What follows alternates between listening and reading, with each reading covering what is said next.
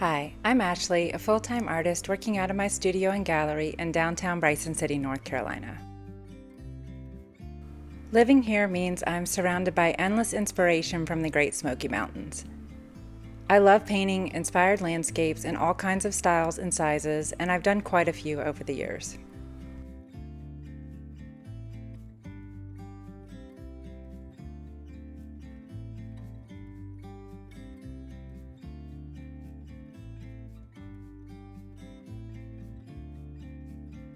In this video, I'm showing you how I paint simple, layered mountain landscapes that look amazing on their own, but also double as quick studies for my bigger paintings.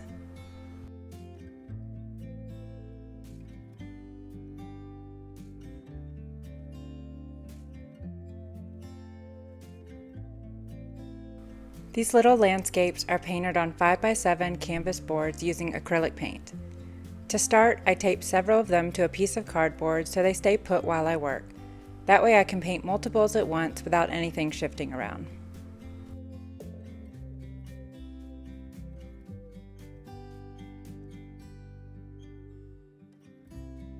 I start with a base coat using light blue and white to block in the sky, and as I'm painting, I'm making a point to not make it completely uniform.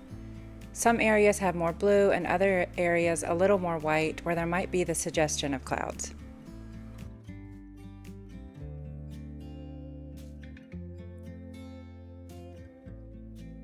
From there, I build the mountain range back to front. I'll paint the farthest layer in first.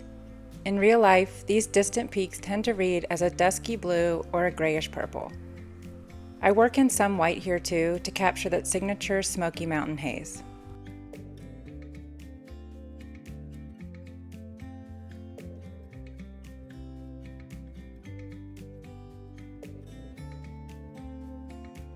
Once that layer dries, I move to the second farthest range using a deeper, dusky blue, again blending in white for that soft, atmospheric look.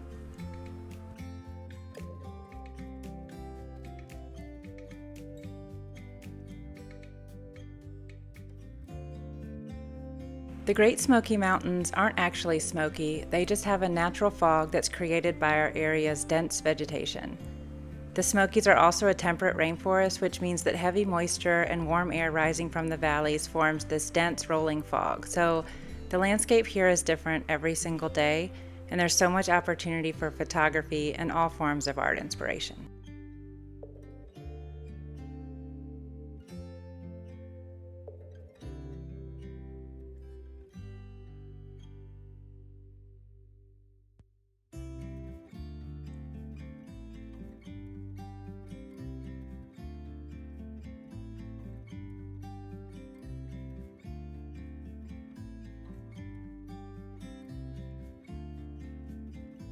You can see as I'm painting this layer that I am pulling a little of the bluish gray up into the sky and clouds so that everything feels connected.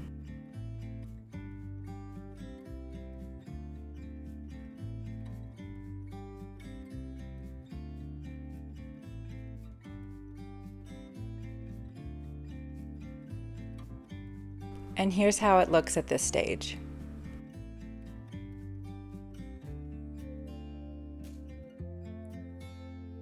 Next comes a greenish blue layer for the next range forward, still adding touches of white for that hazy effect.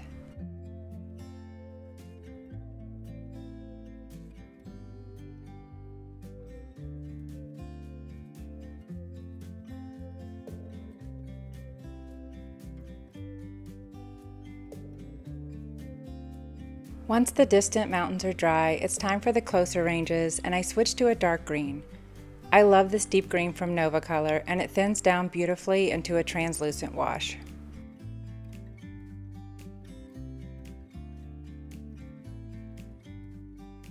For this layer, I keep a spray bottle close by and paint with loose, sweeping, almost erratic strokes to build texture and movement.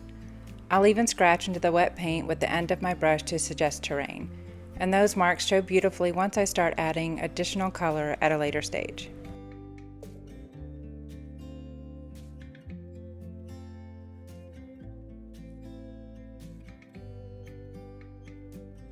To bring some warmth into the greens, I reach for a sepia liquid acrylic and Golden's raw sienna fluid acrylic. Both of these I water down and brush on as a very thin glaze over parts of the green areas. If I'm painting a sunset landscape, I'll have a stack of pre-mixed pinks and oranges ready to add into the sky, peeking out from behind the mountains as the sun sets.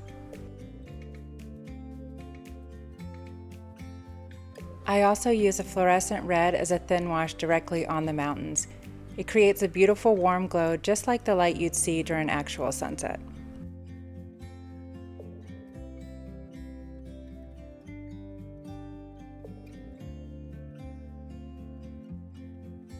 Once everything is fully dry, I switch to a thin, flat brush and start adding tree and forest detail along the ridgelines. Nothing in this part of the video is sped up. This is really how fast and loose I paint a tree line.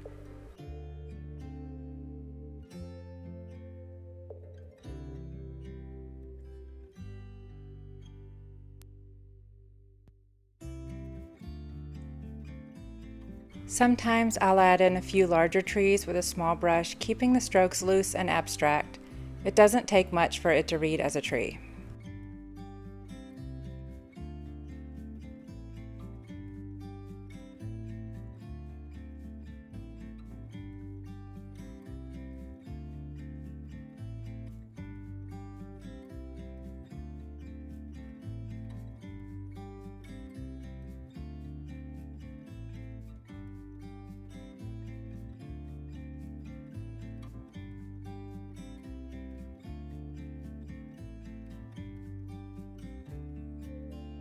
What I love about these small studies is that they let me experiment before committing to a larger painting.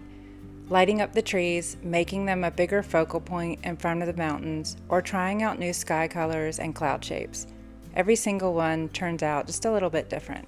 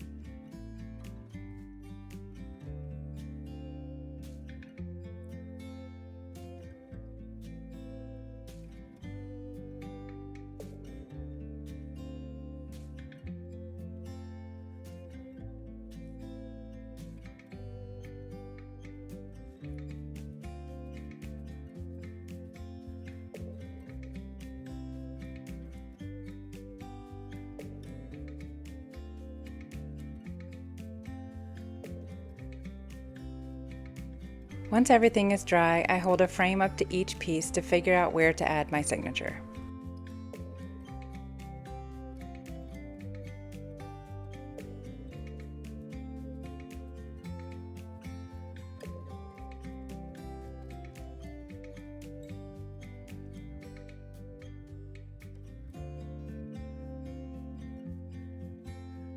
Once the signatures are dry, it's time for a coat of varnish.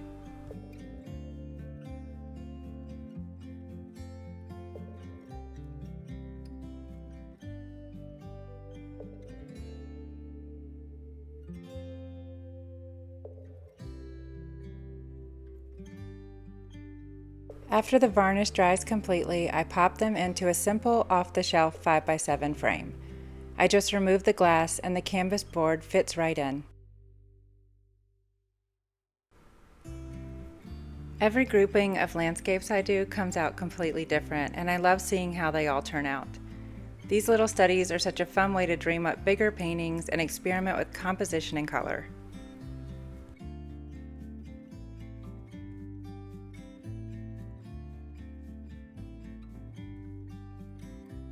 And here they are, all finished. If you'd like to see more of my landscapes, check out my Etsy shop. I have prints, a few original paintings available right now, and even stickers, which are a great low-cost way to support a working artist. And if you enjoyed this video, give it a like and consider subscribing. It really helps. Thanks so much for watching, and I'll see you in the next one.